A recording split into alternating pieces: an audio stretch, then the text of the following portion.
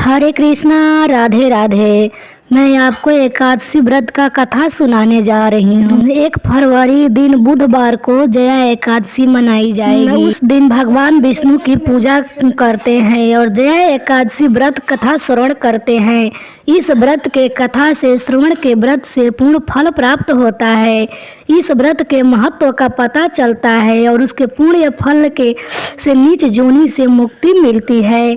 मृत्यु के बाद मोक्ष मिलता है। आइए एकादशी व्रत का कथा शुरू करते हैं। एक बार धर्मराज युधिष्ठिर ने भगवान श्री कृष्ण से माघ शुक्ल पक्ष एकादशी व्रत के महत्व के बारे में बताने को कहा। तब भगवान श्री कृष्ण ने उनसे जया एकादशी व्रत की कथा सुनाई। एक समय की बात है, नंदन वन में उत्सव हो रहा था जिसमें देवी देवता संत आदि उपस्थित थे। उत्सव में संगीत एवं नृत्य भी हो रहा था। गंधर्व, माल्यवान एवं पुष्यवती भी नृत्य कर रहे थे।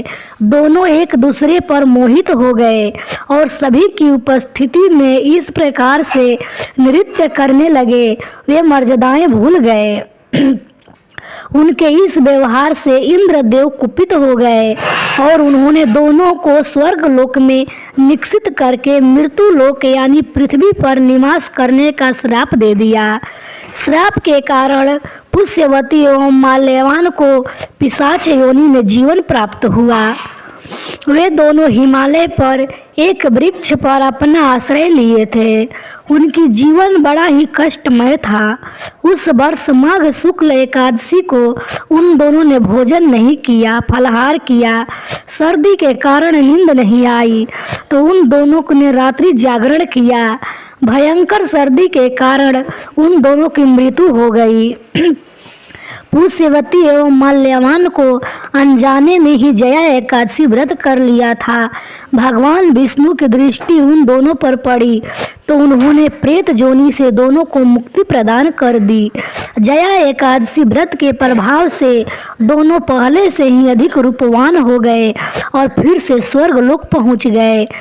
पुष्यवती एवं माल्यवान को देखकर इंद्रदेव हैरान रह गए।